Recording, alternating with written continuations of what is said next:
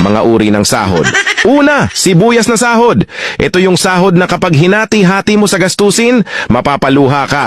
Pangalawa, pampapayat na sahod. Ito yung sahod na habang tumatagal, pakonti ng pakonti, ang natitirang pangkain mo.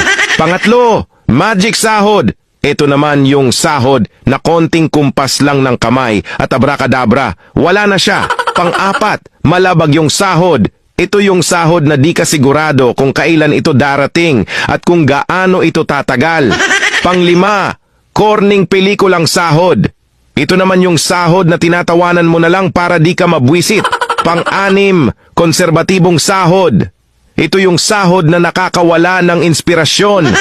Pang-pito, baog na sahod. Ito naman yung sahod na kahit anong trabaho ang gawin mo, wala pa ring kalalabasan ito. Pang-walo, reglang sahod.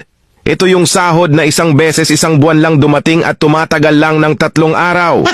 Alin sa 8 ang sahod mo?